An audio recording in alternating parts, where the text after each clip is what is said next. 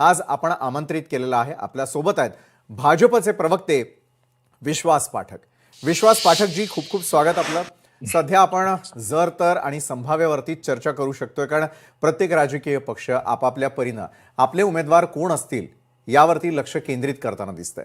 आता मला थोडं भाजपविषयी जाणून घ्यायचं आहे. मुंबईतील जागा वाटपाचा फॉर्म्युला जो सध्या आम्ही यावेळेला आपल्या प्रेक्षकांना दाखवलाय, त्यानुसार महापौर हा मुंबईसाठी भाजपचाच राहणार, यावर शिक्कामोर्तब समजायचं का विश्वासजी?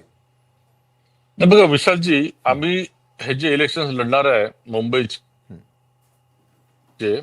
हे महायुती म्हणून लढणार आहे. महायुती म्हणजे एकनाथ शिंदे आणि भारतीय जनता पार्टी. बरोबर. आणि आम्ही महायुती म्हणून 150च्या वर जागा कशा निवडून येतील या दृष्टीने प्रयत्न करत आहे. त्यामुळे महापौर हा महायुतीचा असेल. आता ही चर्चा करणं गैरलागू आहे की तो भारतीय जनता पक्षाचा असेल की शिवसेनेचा असेल. बरं, महापौर हा महायुतीचाच असेल हे मात्र नक्की. बरोबर आहे. मात्र विश्वासजी, सध्या जे फॉर्म्युला आमच्या सगळ्यांच्या समोर येत आहेत किंवा माध्यमांसमोर येताना दिसत आहेत, त्यानुसार मला फक्त एक क्युरिओसिटी म्हणून आपल्याकडून जाणून घ्यायचं आहे. मुंबईचा मतदार देखील खरं तर तुम्हाला पाहतोय, जागा वाटपात काय होतंय की भाजपला 140 जागा मिळू शकतात, शिवसेनेला 87 मिळू शकतात. सध्या तरी असं पक्षीय बलाबल दिसतंय. स्ट्राईक रेट जरी उद्या त्यांचा सर्वाधिक असला तरी 100% जरी त्यांनी तो स्ट्राईक रेट ठेवला तरी जादुई आकडा त्यांना पार करता येणं शक्य नाहीये. कुठेतरी फॉर्म्युल्यामध्येच आपल्या मित्र पक्षाला गवलं जात आहे का? नाही विशालची, असं अजिबात नाही. असं विचार करायचं काही कारण नाही की त्यांना जर 87 पैकी 87 जागा मिळाल्या म्हणजे त्यांना 114 जागा मिळत नाही म्हणून त्यांचा महापौर होणार नाही. बघा, भारतीय जनता पक्षाचा जर तुम्ही इतिहास बघितला, बिहारमध्ये नितीश कुमारला कमी जागा मिळाल्या असल्यावर देखील आम्ही त्यांना मुख्यमंत्री केलेला आहे. किंवा महाराष्ट्रामध्ये 2017 मध्ये आमच्या 82 त्यांच्या 84 जवळजवळ समसमान होत्या, तरी आम्ही त्यांचा महापौर केला.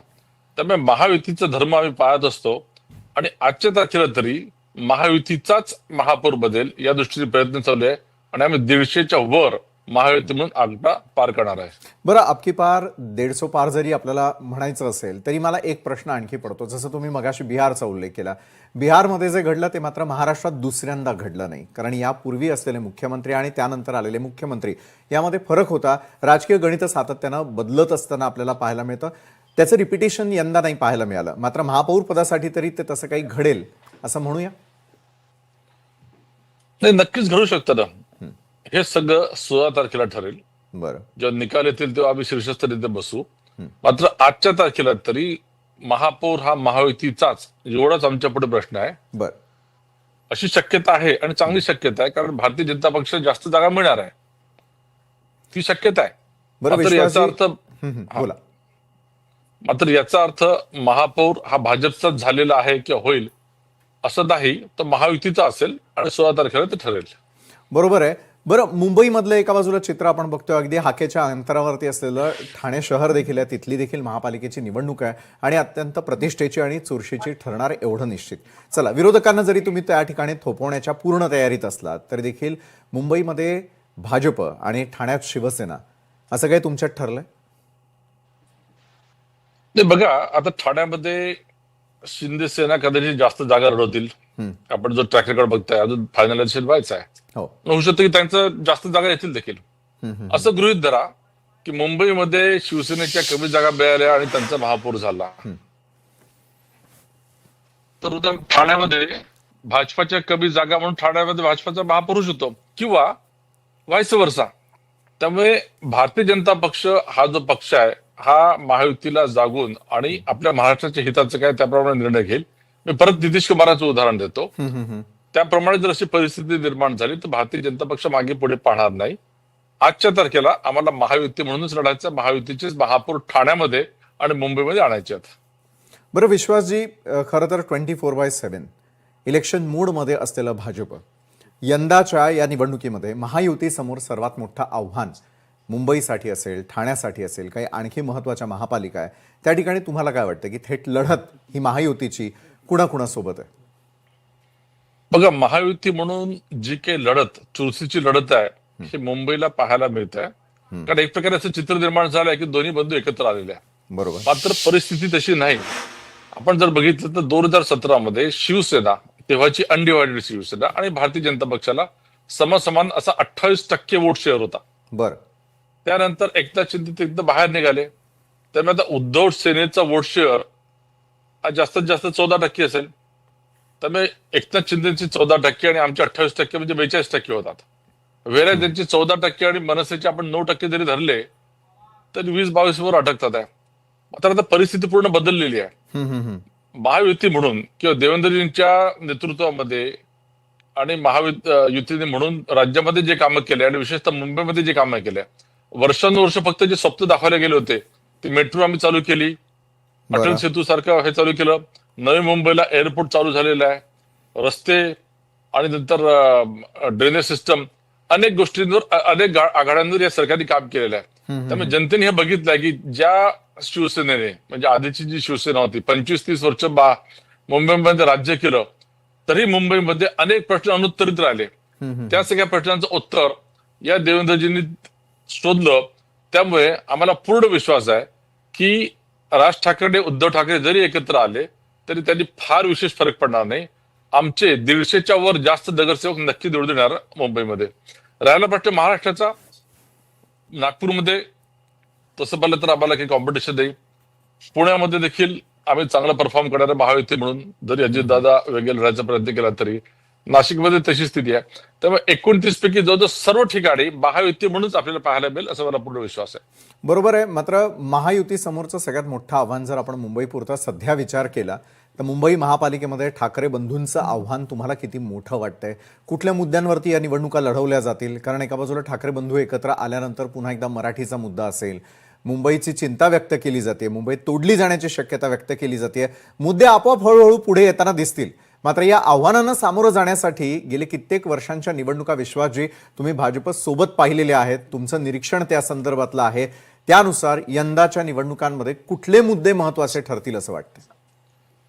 विशालजी बघा, आता उमेदवार डिक्लेअर झाल्या दोन्ही बंधूंकडनं 2-3 मुद्द्यांवर फक्त भाषणं होतील. बर. आम्ही मुंबईला महाराष्ट्रापासून तुटू देणार नाही, मराठी माणूस, मराठी भाषा, 30 वर्षापासून हेच मुद्दे आहेत. आणि जनतेने पाहिलं की या मुद्द्यांमध्ये आता तसं काही अर्थ राहिला नाही. बघा 2006 ला राज ठाकरे शिवसेना सोडून का बाहेर आले? कारण त्यांची देखील एक महत्वाकांक्षा होती आणि महत्वाकांक्षा असल्यामुळे त्यांना 2009 मध्ये 13 त्यांना आमदार त्यांना निवडून मिळाले. बरोबर. 13 आमदार निवडून मिळाले, पण नंतर परत त्याची पुनरावृत्ती झाली नाही. किंवा महापालिकेमध्ये नाशिकमध्ये त्यांना एकदा सत्ता हातात दिली, कारण भाषण ते फार छान करतात, दावे फार चांगले करतात, जनतेने त्यांना एकदा नाशिक महापालिका देखील हातात दिली. बरं. पद रिप्रेझेंटेशन झालं नाही. कारण हे जे आहेत हे नॉन सिरियस असे नेते आहेत. 2006 नंतर आणि उद्धव ठाकरे राज ठाकरे या दोघांनी आपापले पक्ष चालवले. पक्ष चालवल्यानंतर स्थिती अशी निर्माण झाली की दोघांच्या देखील आता अस्तित्वाचा प्रश्न निर्माण झालाय. बरं. त्यामुळे दोघं एकत्र येतात आहे. त्याला आपण जरी काही गोष्टी म्हटल्या की मराठी माणूस असं तसं, तरी आम्हाला बघा पुढच्या 15 दिवसामध्ये आम्ही फक्त विकासाचं राजकारण आणि पॉझिटिव्ह मुद्दे असेच घेऊन जाणार आहे. बरं. मात्र जनता या दोघांच्या एकमेकांच्या कॅसेट लावतीलच. उद्धव ठाकरे राज ठाकरेंबद्दल काय म्हणाले, राज ठाकरे उद्धव ठाकरेंबद्दल काय म्हणाले. त्यामुळे आम्हाला या युतीची अजिबात चिंता नाही. बीएमसी मध्ये महायुतीची जबरदस्त परफॉर्मन्स पाहायला मिळणार आहे. बरं, महायुतीचा जबरदस्त परफॉर्मन्स असेल. पुन्हा एकदा महायुतीकडे मी आपल्याला थोडंसं खेचून आणतो. मुंबईमध्ये जे जागा वाटप आहे त्याच्या अगदी विरोधातलं जागा वाटप आणि त्या संदर्भातला फॉर्म्युला सध्या ठाण्यासंदर्भातला मला बघायला मिळतो की शिवसेना त्या ठिकाणी 81 जागा आणि भाजप 45 जागांवर लढणार आहे. त्यामुळे ही जागांची तडजोड महायुतीसाठी अत्यंत आवश्यक आहे असं तुम्हाला देखील वाटतं का? कारण प्रत्येक पक्ष वाढीसाठी प्रयत्न करत असतो, प्रत्येक पक्षाला सत्ता हवीच असते आणि त्या अपरिहार्यतेनं अनेक पक्ष पुन्हा विलिनीकरण म्हणा एकत्र येत असल्याचं दिसून येत आहे. राज्याचं एकंदरीत राजकीय वातावरण अक्षरशः ढवळून निघालेलं आहे. सध्याच्या घडीला मतदार राजा एवढंच पाहतोय कोण कुठून कशा उड्या टाकतंय, कोण आमच्या भल्यासाठी काम करतंय, यापेक्षा जास्त कोण कुणासोबत आहे याकडे मतदारांचं अगदी बारकाईनं लक्ष आहे. विश्वासजी. विशालजी अगदी खरं आहे की मुंबईची म्हणजे बीएमसीची निवडणूक आणि ठाण्याची टीएमसीची निवडणूक या दोन्ही अतिशय महत्वाच्या आहेत. आणि त्यामध्ये मुंबई तर पूर्ण महाराष्ट्रामध्ये नंबर 1 निवडणूक आणि पूर्ण राष्ट्राचं देखील इथे लक्ष लागलेलं आहे. त्याचं कारण असं आहे की मुंबईचं जे बजेट आहे आणि मुंबई ही एक आर्थिक राजधानी आहे देशाची. हे बजेट इतकं मोठं आहे की अनेक राज्यांचं बजेट याच्यापेक्षा कमी आहे. आणि अनेक वर्ष या मुंबईवर शिवसेनेने एक हाती सत्ता चालवली, तरी मुंबईचे प्रश्न सुटले का? नाही सुटले. व्हेरॅज जनतेने, भारतातल्या जनतेने हे सगळं बघितलेलं आहे की भारतीय जनता पक्षाचं जिथे जिथे डबल इंजिनचं सरकार आहे तेच सरकार जर ट्रिपल इंजिनचं झालं तर अजून त्याला गती येणार आहे. त्यामुळे असं गृहीत धरा की समजा उद्धव ठाकरेंच्या शिवसेनेला आणि मनसेला मुंबई त्यांच्या हातात जनतेने दिली हा, तर ट्रिपल इंजिनचा बेनिफिट मिळणार आहे का हे जनता विचार करणार आहे. बर, आणि तसा विचार करूनच सुज्ञपणे ते मतदान करणार आहे. त्यामुळे 16 तारखेला महायुतीचा उमेदवार किंवा महायुतीच्या जास्त जागा येणं, महापौर येणं ही काळ्या दगडावरची पांढरी रेषा आहे. राहायला प्रश्न ठाणा नक्कीच महत्वाचा आहे. ठाण्यामध्ये हा शिवसेनेचा बालेकिल्ला होता. पण त्याचबरोबर भारतीय जनता पक्षाची जी फार मोठी ताकद आहे, रामभाऊ म्हाळगींपासून हा जो मतदारसंघ आहे हा पिंजून काढलेला तयार केलेला असा मतदारसंघ आहे. बाळासाहेबांच्या वेळेस वाटाघाटीमध्ये ठाणे शिवसेनेकडे गेलाय, आज तो शिवसेनेकडे आहे. तिकडे एकनाथजींची ताकद नक्कीच आहे. मात्र तिथे देखील मोठ्या प्रमाणामध्ये जनतेने हे स्वीकारलं आहे की भारतीय जनता पक्षाची देखील जुनी ताकद आणि आताची ताकद वाढलेली आहे. त्यामुळे जागा वाटपाचं बलाबल करताना दोन्ही पक्ष, भारतीय जनता पक्ष आणि शिवसेना, मुंबई असो ठाणे असो, एकमेकांच्या ताकदीला महत्व देऊन, रिस्पेक्ट देऊन बर, एक स्वीकारायला फॉर्म्युला स्वीकारतील असं मला वाटतं. बरोबर आहे. फॉर्म्युल्यावरती आमची नजर असेलच. वेळोवेळी पुन्हा एकदा आम्ही आमंत्रित करूच आपल्याला. विश्वासजी, धन्यवाद, तुम्ही आमच्यासोबत जोडला गेलात. आणि भाजपची नमस्कार, एकंदरीत रणनीती काय आहे, मुंबई असेल, ठाणे असेल किंवा इतरत्र महाराष्ट्रभरामध्ये, त्या संदर्भात खुली चर्चा केलीत, त्यासाठी धन्यवाद.